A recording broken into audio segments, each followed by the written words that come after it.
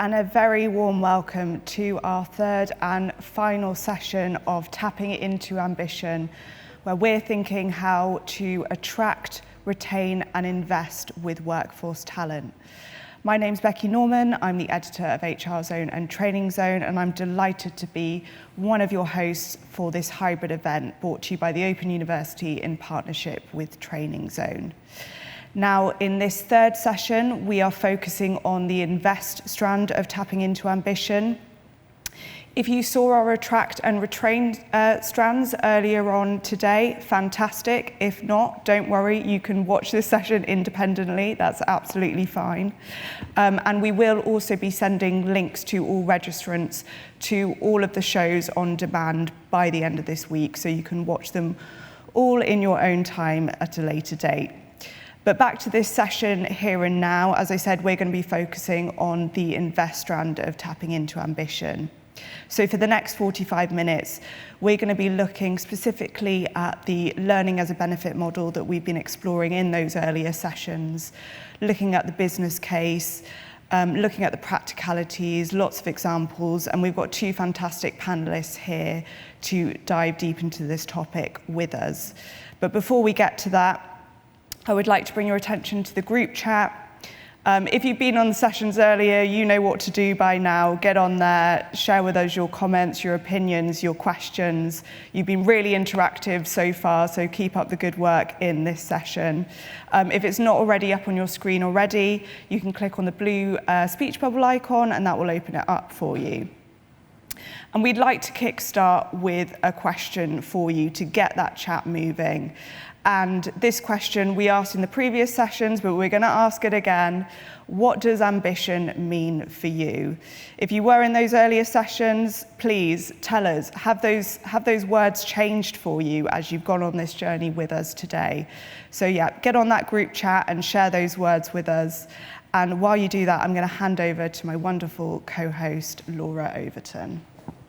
Becky, thank you. And a warm welcome from me as well. We are genuinely so excited to have you with us today, and we believe in the power of collective wisdom, so your thoughts, your ideas will really help us to explore this topic. So please do put your words into the chat room about personally, what does ambition mean for you as an individual as you join us today?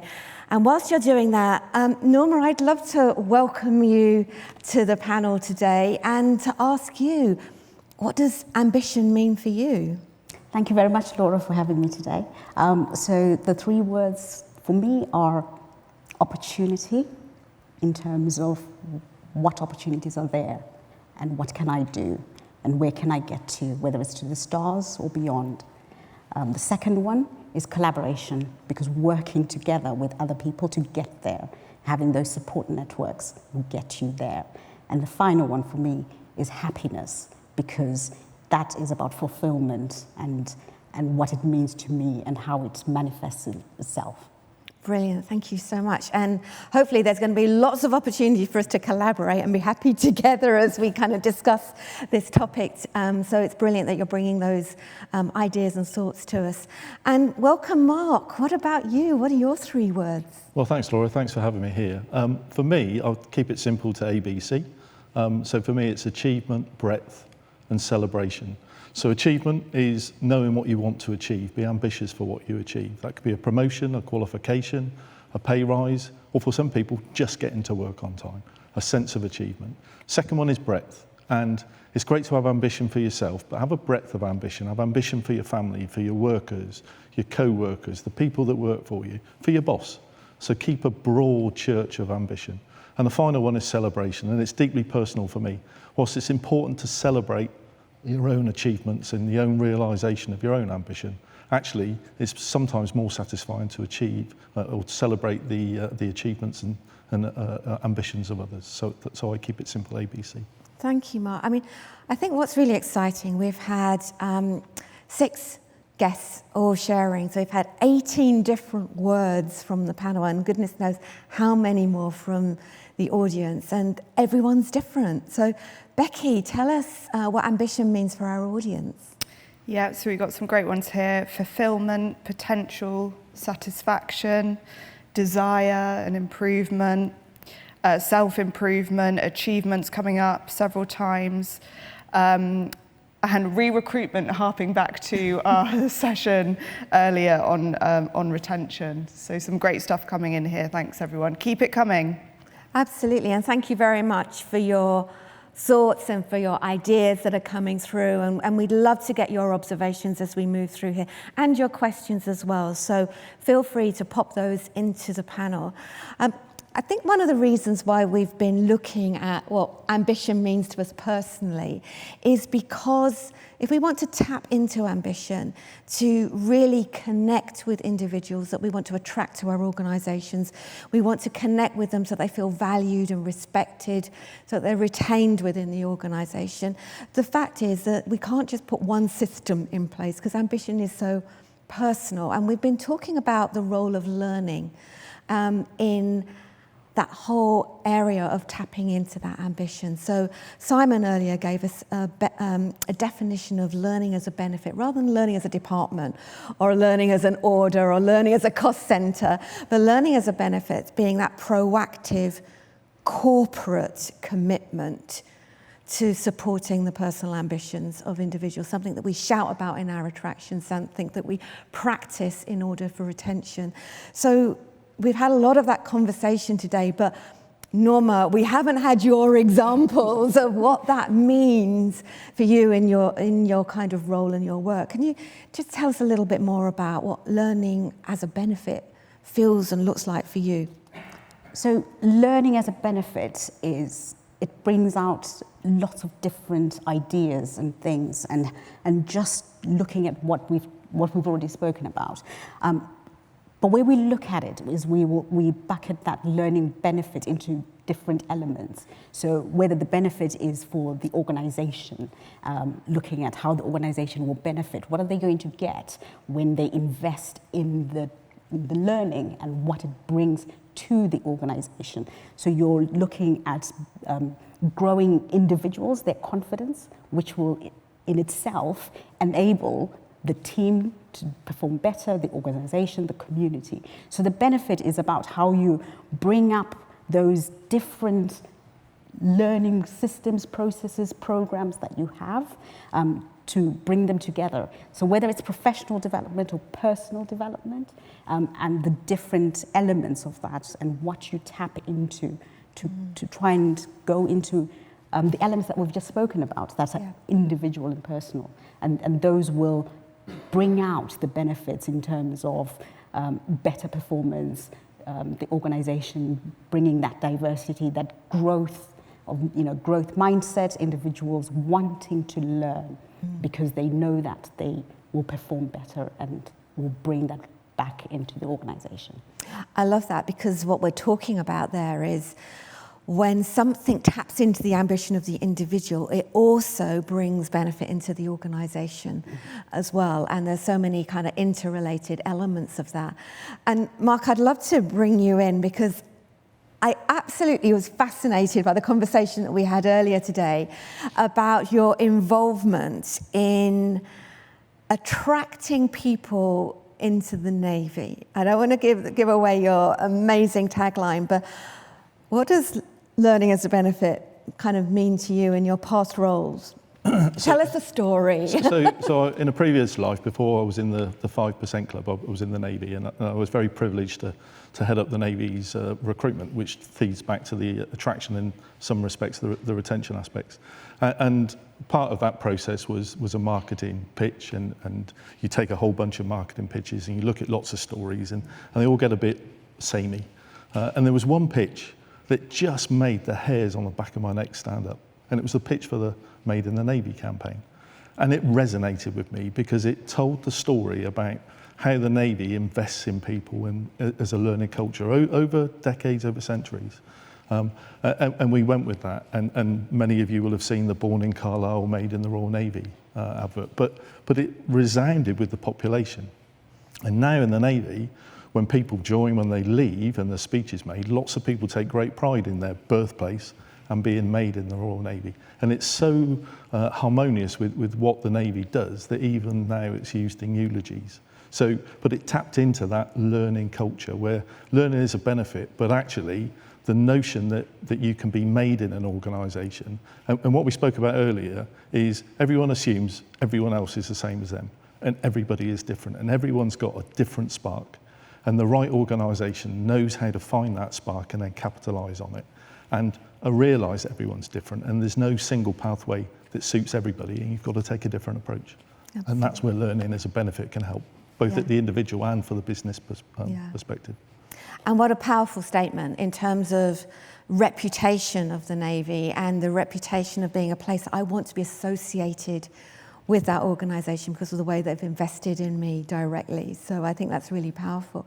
I mean, Becky, earlier we also had some examples of how organisations were making that proactive corporate commitment to individuals as part of their positioning of a benefits to coming to work with them. What were the sorts of things that were coming up from the conversations that we had earlier? Yeah, so in the previous sessions we had people that were, quite a few that were doing external qualifications and apprenticeships. There was someone in the group chat that said 10% of the week was committed to no constraints learning, and a lot of conversation around building that culture of curiosity and learning, which felt like a really important part of learning as a benefit as well. And of course, Youngo Solutions as well, we mentioned in the earlier session. They were doing some amazing progressive things as well. Everyone is an apprentice, so everyone in the organisation was given that opportunity to go ahead with an apprenticeship, which really shows that learning as a benefit is also bringing in that inclusion piece as well and making sure everyone feels like they belong. Yeah.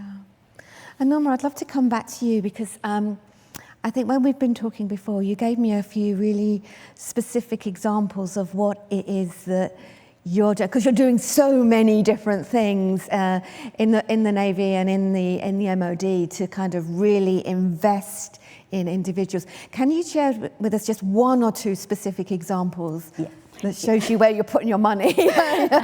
Yes. So we deliver apprenticeships and we deliver professional training. So I'm not going to talk about that because a lot of organizations do that. But we invest in people's personal development. So what we offer as a package, opportunities for individuals to go and learn with other organizations, whether it's a university or an FE college close to where they are, and that is all funded. So for the easiest example is every single person in the MOD, in the armed forces, gets £175 every year to go and do a learning course. And that is for however many years you're in, you get that funding. But that's one way we're talking about investing in terms of money.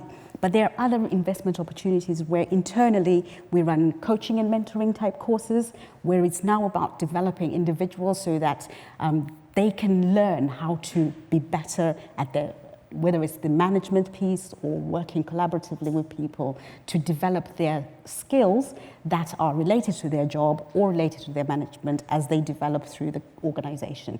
And all of that doesn't cost anything, and people are working together as peers, coaching or mentoring, or as a coachee or as a mentee as well. So all of those are embedded in the culture of constant learning. Everybody in the Royal Navy is going through, or in the armed forces, is going through some sort of training. As you come in, you are on some sort of learning program, but it's all about ensuring that we are giving you those opportunities for today, the role you're in. We're investing in you for the roles you're going to do tomorrow, because you're going to be with us tomorrow.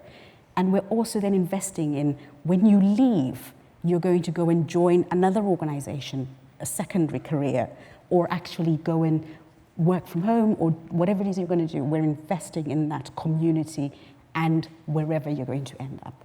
You know, I think I love that because it really links into one of the themes that we had earlier in the day, which was about why people are leaving their roles, because they don't feel valued and they don't feel respected. And the activities that you're describing creates value and purpose for the individuals that are working. But Mark, you're out of the Navy now. Can this work in smaller organizations? Can this kind of concept, this commitment, this proactive corporate commitment to attaching to somebody's spark. Can it work in smaller organisations? Most definitely. So the 5% Club, I'm privileged to be the chief executive of. We've got 700 members. 60 to 70% of our membership are small to medium-sized enterprise, and they overperform in terms of their commitment to learning and development. So when we look at our large corporate members, most on average are around 5%, as you'd expect from the 5% Club in apprenticeships. Spooky that. But some get up to about 20%. But in the small to medium-sized enterprise, some are at 45% of the workforce on apprenticeships, and they're operating at double the rate of their larger contemporaries. Yeah. And I think that's where the government's coming from at the moment, is it recognises that the 800 large levy payers for apprenticeships are actually a small part of the solution. And if we can mobilise the 8 million, quote, 8 million small to medium-sized enterprise in the UK, we can do that. And actually that's local level activity, helping local people in communities, linking the school to the workplace, and that works really well. It's just getting them to understand what can be done and fight through perhaps sometimes the complexity of the policies and the guidance that's out there. But it doesn't have to be complex, it can be simple. Yeah, and the politics of it as well. Yes, it can.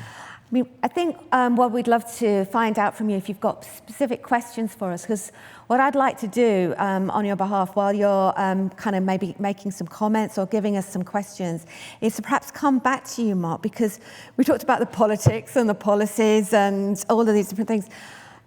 Who needs to be involved to make this work? Just talk us briefly through what the people and the stakeholders that you believe need to be kind of connected with this vision.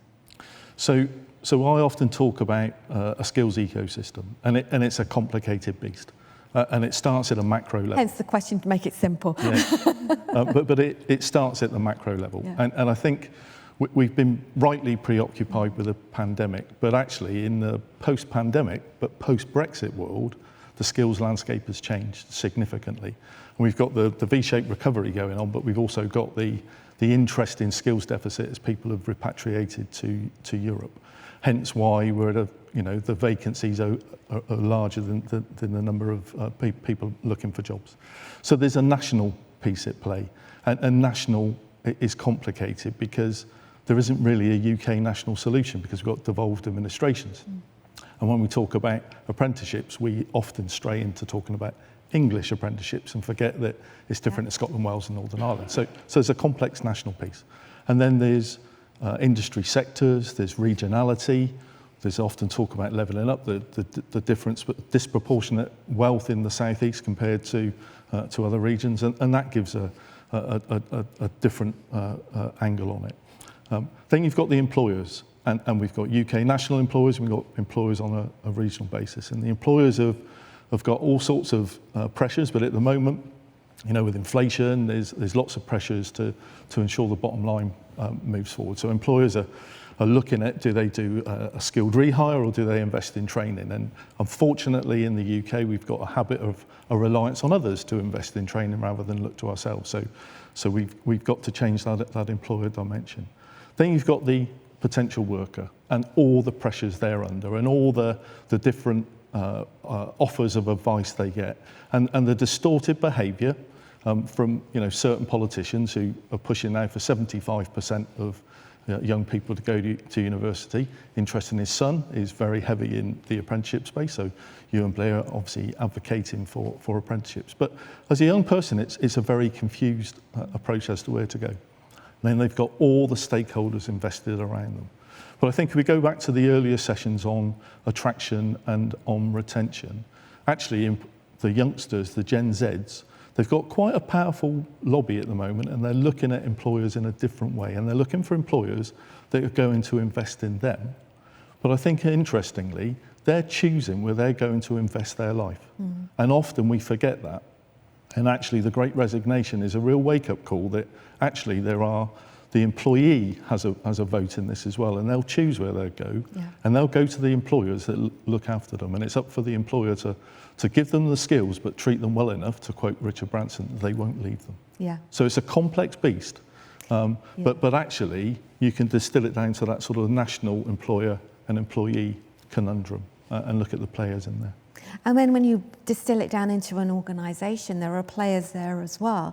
There are players internally with different cultures within the organisation, and also the role of managers and the role of the HR system and the HR function. They work together, all impacting through onto the individual as well. And you're right that a lot of the research that I've been looking at recently is that the Gen Z people coming through are much more switched on. They're much more likely to be going for those apprenticeship programs because they don't want to be saddled with 4 years of debt. So the data is shifting and the choices of our future employees are being opened up, and we probably need to be shifting with that. And I think it's worth bearing in mind that they're not a cost.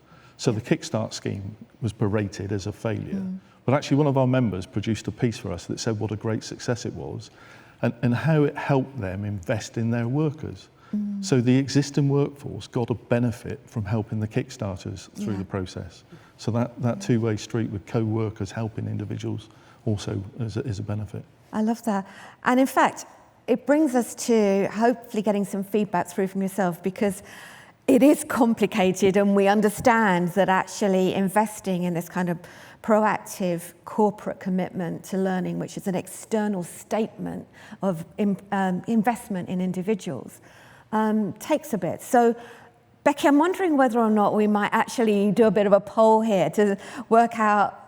It's easy for us to talk about, but how difficult is it to actually do? Yeah, let's do a poll and find out what the audience are thinking. So we'd love to know, what are the biggest challenges for you in implementing learning and education programs at the moment? Is it building that business case? Is it siloed thinking? Is it time and resource, lack of senior buy-in? We've got a list of options up there for you to choose from. And also, if none of those are your challenges or you've got some additional ones, get those in the group chat, because then we can dive into those as well. And shall I hand back to you, Laura, while we give the audience a bit of time? We will be coming back to those poll results. But Norma, have you got a little example of how some of these stakeholders have worked together in any initiatives that you've just been describing to us so far? Yes, I'm going to pull the apprenticeship one because it's something I'm working on at the moment. And when you look at the apprenticeship, a lot of personnel in the armed forces are in an apprenticeship. And when I say that, it's not just those who are starting their careers. They may start on one apprenticeship, then 2, 3 years, 4 years later, they'll come back and do the next level, which is progression apprenticeships. And then later on in their career, they might do a level 7 management one. So all of that is in there. And for that apprentice, what you need is everybody who works in that space. So internally, it's the line managers. It's their cohorts, their peers, the people who are going through that process with them, the training providers, the external organizations that actually do the endpoint assessments, the quality assurance, that provide the service support. So all these organizations are all geared around this one individual, and they all have their own individual requirements and what they need. So for L&D specialists, learning and development specialists out there, language is important. So when you're looking at developing and investing in that one person, make sure that you're using a language that actually resonates with all of the different stakeholders. What's the purpose? Where are you all going? Having that shared goal. And I think that's the biggest one, where you can look and say, with the apprenticeship or with that apprentice, what is it we want them to do? And ultimately, we want them to succeed. We want them to complete, because they are working in the business, for the business, whilst they're on the apprenticeship. And at the end, they are contributing much more than they've been contributing already. And it's through that journey. And it's making sure that one of the big things is about time for learning. Because that's the biggest one that people need to recognize. And it's starting with the line manager or anybody who's in that functional matrix management potentially, is that make it fun, believable, you want people to want to learn. Some people have had negative experiences in learning, have always had it, fed down or didn't suit them. But it's how do you make them want to learn? And if you, as whether it's the lane manager or co-peers or whatever it is, role model that you're actually doing the learning yourself, it all comes together. But it starts with that one individual and having everybody who is part of that system. And looking at the invest piece, one of our biggest ones is in the attract space in the armed forces. We talk about the offer. So you join the armed forces because this is what the offer means. This is what will come with being in the armed forces. And it resonates with everybody. And I think it's something anyone can take away. What is the offer that the learning is going to bring? And it's such a valuable lesson that you're kind of explaining to all of us who are not in the armed forces, because actually our offer to our potential people coming to join us, or our offer to our current workers to retain them, is going to be so vital to kind of tap into that ambition. I'd love to kind of pick up on a couple of those things, but I do also want to kind of acknowledge just like take a moment to look at the challenges that people have in kind of getting to that point. So Becky, what were the sort of poll results that were coming through on that? Have we got a sense of that? Yeah, so coming out as one of the top challenges is time and resource with 44%. So yeah, finding the time, I think, is a struggle that we can all resonate with. We've also got joint second siloed thinking and financial barriers as well. And just under 10% with making a business case for investment. Brilliant, thank you. You know what though, I think while we're talking about making the business case for investment, that is a solution maybe to some of the other problems. If we're struggling with time, we're struggling with resources. And as you're describing, Norma, that to make this work, it's not just go on a course. This is a whole system of practice, of opportunity, of commitment via your manager. So I guess maybe working out how to make the business case might release some of that time, that resource, and stop that siloed thinking. So that's a tough one. So I'm going to hand it to you, Mark. Seriously, how can we make the business case for the kind of change that we've been talking about to get those stakeholders on board? Help us. So I think an observation is everyone is very busy. As Becky has said, that time is at a premium. And actually the planning horizon for many organisations is 12 to 18 months, which is, are we going to be still in business in 12 or 18 months' time? And that can drive a behaviour which is, we're all too busy and we can't invest and we can't consider this now, and skills are something someone else will do. And that's part of our national problem. As I said earlier, everybody looks for somebody else to solve their skills problem, and they'll go for a skilled hire and invest in the wages. I think the point though is if you get it right and you invest and you start to take a longer view, you can get employee loyalty, which means that the cycle of recruitment and the skilled hires and people leaving you is broken and they stay with you. And it's that Richard Branson model, which I'll keep quoting, which is give them the skills to leave but treat them well enough so they stay. I think as we move into the information age, and the latency, the lifespan of skills goes from decades to years, maybe months. And the fact that people are joining organisations today that they'll have to reskill 5 or 10 times across a career means we've got to start to think differently about how we skill people. And I think organisations have got to start to take the long view. A good example of this is when we went into the pandemic. So there was a massive panic, all strategy went out of the window, everyone went short term, and we're starting to see the disbenefits of that now in certain industries which have lost the capability they had. But actually, those who took the long game recognised the skills challenge. And we've got, as I mentioned in the 5% Club, a number of small to medium-sized enterprises, some of whom chose to sustain their apprenticeship programmes through the pandemic when everyone else was stopping programmes, because they recognised that the skills and the investment in skills was the lifeblood of their organisation. And actually they reap the benefits now.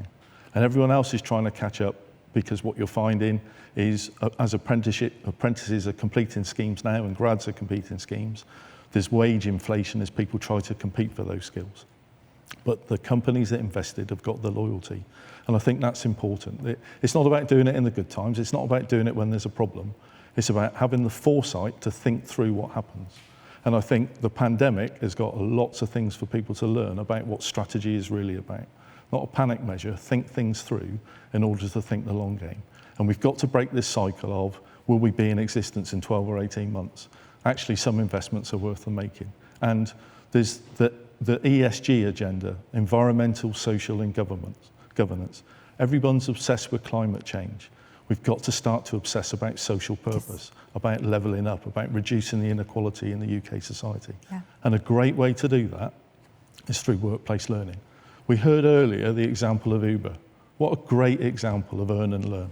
Yeah. And we need to replicate that across. Yeah. And that's what we do in the 5% Club. But we're not alone. There's lots of other charitable organisations, others get that. But the reality is, that's what we've got to do. And that's what investment is. It's not about doing something now. It's about doing it for the long term. Yeah. And I think when you do it, you've got to stick with it. Because if you start something and then stop it, it's worse than not doing it in the first place. You know, what I find so helpful about that is that when you then stack that up against the data that is coming out in the industry at the moment, it starts to help us with some of the challenges that we've been talking about. We've been talking about siloed thinking. This issue of the fact that, you know, we haven't got the skills for now or for the future, we're letting down our customers, our customer service. That isn't just something that a recruiter has got a problem with, or a manager's got a problem with, or a learning and development department's got a problem with. We all have. And if we get together and we start to look at some of the data that's coming through, some of the data that looks at a more engaged employee means a more engaged customer, and therefore what does that mean? That external prioritization of the vision of the future actually can bring us together and help us make a smarter business case together rather than a business case to the other stakeholders. I think that possibly we need to be making a business case together with that stakeholders. I think there's a big challenge here about the investment. Norma, what do you think? Because I know you've been kind of working through all of these sorts of issues. Yes, and I think, you know, I absolutely agree that it's about making sure that you've invested, and the L&D specialists or those who work in the HR L&D space, it's about getting in the business, as you've rightly said, the stakeholders. And if funding is an issue, it's all about working collaboratively, best practice, you know, those communities of interest. There are organizations out there, and, you know, the armed forces are no different to everybody. So we will have challenges to put your business case together, to work out how to bring it in and how to make it work for the business. So one example is where you've identified you've got a particular learning you want to work with FE college or higher education or whatever, your closest one, to understand, you know, this is what the people in the organization are doing. This is what their day-to-day job is. This is what their prior learning is. So where are they in terms of accreditation with that particular establishment? And they may be able to tell you, and it may be that it's not going to cost much, or it's going to cost so much. And if it's beyond your budget, that's the opportunity to go, do you know what? You know, that's brilliant. You've learned so much. There might be other organizations that are in a similar bit, and you collaborate. So best practice and working with other organizations that are doing similar things will help. It comes back to your ambition word about collaboration, is working out how we can work with others to achieve these goals. And I love what Paul was talking about earlier as well. He talked about having priorities that are outside of our immediate priorities. He talked about having process. And, you know, he talked about that kind of passion for, you know, bringing those elements together. So I think some of these things they're there for the taking. There are other people out there that we can work with. And talking about others who have got great ideas and great questions, what else have we got coming through from the community? Any hints and tips that are coming through there? Yeah, I mean, a lot of talk about Gen Z, which we've talked about in previous sessions, and again, feeling that need that they need promotion, and how can we reframe that and give them progress and make them feel like they're moving on in the journey not necessarily that being a promotion, but something else that shows growth for them. So I thought that was a really interesting point. We did have a question earlier on in the session, which I really wanted to put to Norma. It was about investment in people, and how surely that doesn't just mean the investment in the person that's working for that business, that it means investment in the families of that person as well. I just wondered what your thoughts were on that. I absolutely agree. And in terms of from the defence perspective, there's investment in the individual. So as myself, as an example, they invest in my learning, etc. But I come as a package. I have children, I have a family, I have housing. So in terms of all of that investment takes everything into consideration, but sometimes it also taps into the learning. So in our resettlement program, where we're for individuals who are leaving, the package takes into account your spouse, in terms of they may have access to learning programs to help them if they need to retrain or look at new opportunities as the individual who's leaving the service is transitioning, but actually their spouse is also going through that process. And there is a package embedded in that looks after them. So there are different elements of that that looks at not just the individual. There's also, in terms of continuity of education, is looking at children's, the education of service persons' children, and how we invest in them, because it's the service person that is expected to move. But so it's how can you help as an organization? Are there things that you are able to tap into, and government funding that is available that you can utilize and leverage to support? And it's about finding those things. I think I would add on that one as well. And I think that, everyone was up in arms when the latest stats came out on apprenticeship completion rates. And the Department for Education have just done an analysis as to the factors behind that. And actually, it's not what people think. It's not that people get disenchanted with an apprenticeship. It's the fact that a whole bunch of other factors get in the way of them doing the apprenticeship, being that care and responsibilities, or the need to move job, or sickness. And what we've got to do is think holistically about how you create the space to allow the learning to complete, or think differently and innovatively about doing that. And Simon said earlier about sticking the stick in the spoke of the tyres. And I think sometimes we've got to do that, not just take, that we can't do that. Actually, there's no such word as can't. It's just, I've struggled at this point in time. There might be a different solution. And we've got to just remove those barriers. And I think what that raises for me when you're talking about those issues is that actually sometimes we're looking at the wrong metrics to look at whether or not this collaborative investment in society and individuals are being measured in the right way. Completion rates is always a big one for those working in learning and development, whether it's those who've been through a program, those who've been through an apprenticeship, those who've been online learning. But it's probably the wrong proxy. It's the extent to which somebody's able to work, the extent to which somebody has moved on. Have they moved on in their job because their confidence has increased and they've now kind of explored a brand new avenue that they would have never have done if they hadn't started that apprenticeship program? And I think that's probably one of the things that we need to look at, how we track success in this process. So, Norma, have you got perhaps a small, quick anecdote on a success story for us to maybe close off this conversation with? I think the success story I would use is in the apprenticeship space, because the apprenticeship program actually is so deeply embedded, and that training is in there, and we build that ethos right from the get-go. Through learning, individuals are part of the organization. They feel valued.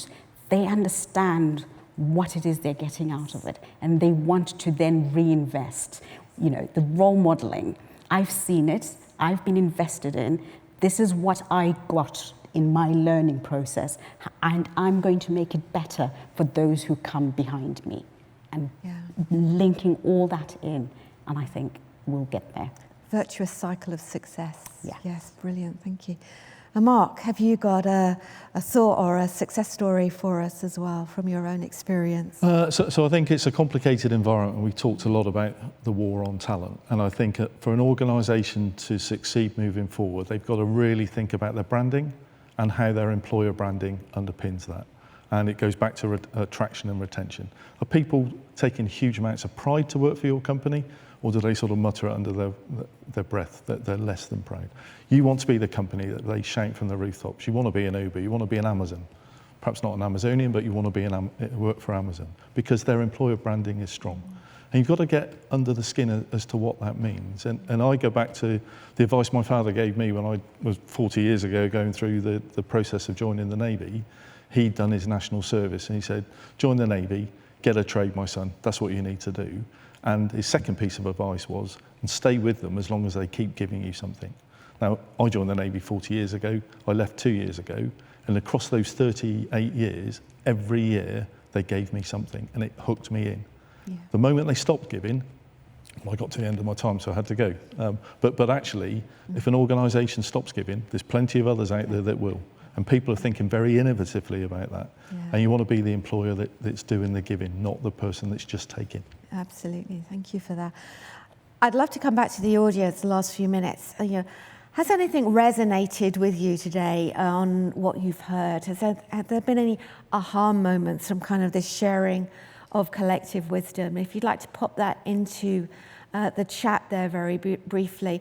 And I'm just wondering, is there one quick thing that's resonated with the two of you today, and kind of your big takeaway from today? I'm very conscious that the time is getting a little tight now. The one thing for me is collaboration to get through to innovation. Yeah, brilliant. Thank you so much. Yeah, we're not in it alone. We're in it together. Absolutely. Thank you. Mark? For me, I think it's we sometimes get seduced that the investment in skills is a fluffy thing to do. I think actually for business, there's a hardline metric in it. And we've heard a lot today about how if you spend a small amount of money investing in somebody, the return you can get can be significant. And we need to do more of that and think about the bottom line, not just about the fluffy aspects of this. There's a hard-nosed aspect as well as the softer side, and they've got to be in balance. And that's my big takeaway. Fantastic, thank you so much. And I guess for me, my takeaway from the whole day is that it's almost as though we've just started on this journey. We've been talking today and exploring how learning as a benefit, that kind of proactive corporate commitment that we talk about, that we stand on when we're recruiting, that we live out as people work their lives through with us, and how we celebrate how they leave us. That is something that is completely redefining learning in an organisation. It's redefining learning as a benefit. But I feel as though we're only at the beginning of the day on this. So we're only starting to explore it. And we've had some amazing examples from you and the other panelists. And I'm very excited about where this is going to go for learning, for HR, for individuals, for teams, for organisations and for communities. And I'm just really grateful for you and the other panellists for joining us today, and also for the audience as well. So Becky, final word to you, final word to our amazing audience. Thank you. I just wanted to actually finish on a comment from Anthony, which is supposedly a Henry Ford quote, which I thought tied in nicely to the Richard Branson quote that you said earlier.